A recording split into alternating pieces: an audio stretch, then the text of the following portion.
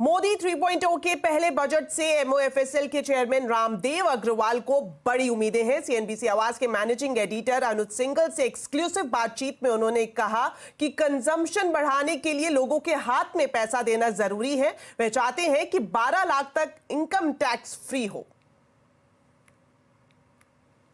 Budget से पहले market all time high पर, पिछले 3-4 साल में इतनी मैसिव बुल मार्केट, बजट को लेकर अब क्या एक्सपेक्टेशन है आपकी? कुछ फंडामेंटल बदलाव लेके आएंगे क्या कि टैक्सेशन में या पर्टिकुलरली पर्सनल टैक्सेशन में? बाकी तो डजंट मैटर, कॉर्पोरेट टैक्स 15-25 है, उसमें कुछ ज़्यादा करने कुछ है नहीं।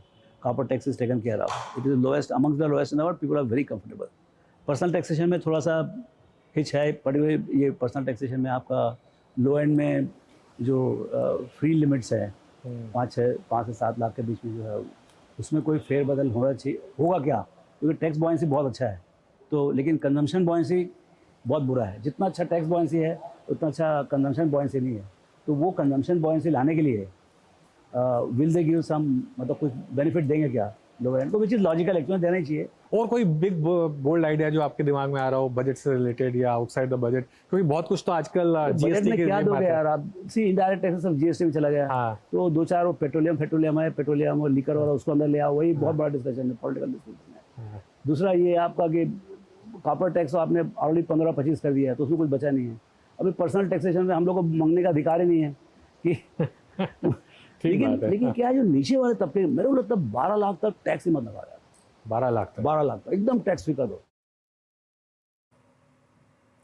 Ramdev Agrawal minimum share holding के नियमों में भी बदलाव चाहते हैं। उनका मानना है कि बाजार में इस वक्त जमकर फ्लो आ रहा है, ऐसे में जरूरी है कि इस पैसे का सही जगह निवेश किया जाए। उनका यह भी मानना है कि अच्छी कंपनियों में फ्लोट बढ़ाना जरूरी है और इसकी शुरुआत सरकार पीएसयू कंपनी में अपनी हिस्सेदारी बेचकर कर सकती है। क्योंकि हम टॉपिक है बिग बोल्ड आइडियाज कि इतना पैसा मार्केट को चेज कर रहा है, इसको कहीं ना कहीं तो लगाना होगा ना। तो आखिरकार बेचेगा कौन? पेपर की सप्लाई वो बहुत इंपॉर्टेंट है।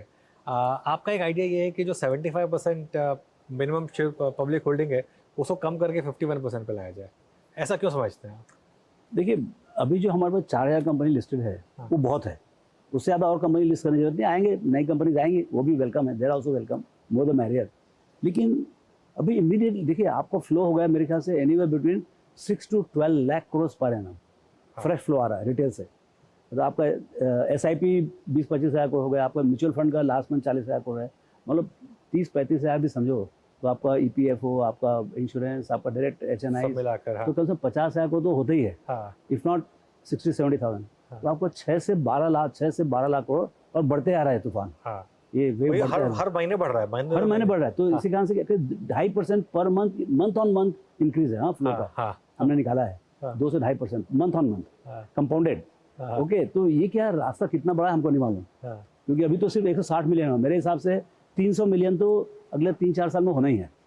300 मिलियन डीमैट अकाउंट्स, हाँ एक्टिव। तो और वो क्यूमुलेटिव एक्टिव मतलब रजिस्टर्ड, अब उसमें एक्टिव पैसे जितना भी होगा लेकिन उससे क्यूमुलेटिव फ्लो जो है ना वो बहुत अलग ढंग से आएगा। अच्छा, सेबी और भी बहुत ट्राई कर रहे हैं कि भाई स्मॉल टिकट जो शैशे जो बन रहा है म्यूचुअल फंड का 200-250-300 रुपये वाला भी अंदर लेके आओ, कंपलसरी करो, तो उससे जो बॉटम ऑफ द पिरामिड से जो पैसा आएगा उसकी गिनती तो बहुत रहेगी, अमाउंट छोटे रहेंगे लेकिन बहुत ज्यादा शेयर नंबर इतना होगा कि तो मतलब एक रिवोल्यूशन चल रहा है। ओके, वो एक बहुत जबरदस्त काम किया सरकार ने। ओके, अब वो आया, उसको हार्नेस कैसे करें?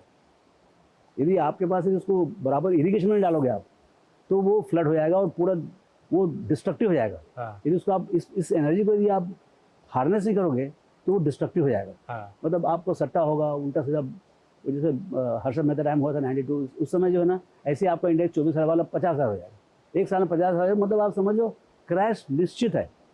और जब ऐसा क्रैश होगा कि 5-10 साल तक और स्कैम सब कुछ होगा। तो हाउ डू, यदि क्या बहुत अच्छा कंट्रोल है, डिजिटली कंट्रोल्ड है, and every single trade is passing through, it is T+1, full settlement is happening, margining हो रहा है, मार्क टू मार्केट सब कुछ हो रहा है। ठीक है ना? तो ऐसा तो मार्केट सेफ है बहुत ज़्यादा। लेकिन यदि बहुत ज़्यादा पानी लेके आओगे तो कहीं ना कहीं तो प्रॉब्लम होगा। तो उससे क्या है कि आप जो है यू मस्ट, एक तो सबसे पहले सरकार को चालू करनी चाहिए, they should set the example. इतना जबरदस्त वैल्यूएशन हो गया है, 70-75-80 लाख करोड़ का है। आपको 5 लाख करोड़ का तो माल सबसे पहले सरकार को बेचना चाहिए। हाँ आप क्रेडिट लो 50,000 करोड़ का किसमें बजट में, हाँ। लेकिन बेचो 5 लाख करोड़ का माल, ताकि आपका फिस्कल डेफिसिट 5.1 से सीधा 4.5 आ जाए अच्छा विदाउट कटिंग एनी एक्सपेंडिचर। हाँ तो देयर आर वेज, बाजार यदि इनेबलिंग है, अच्छा आपकी कंपनी भी अच्छी कर रही है, अच्छा उनको फॉलो ऑन ऑफरिंग भी, तो मतलब सब मिला के आपको हाई क्वालिटी पेपर सप्लाई करना बहुत जरूरी है। अच्छा हाँ। इसमें क्या है कि जो आपको 75% जो मिनिमम है, why can't you make it 65? अब आपको दिखाते हैं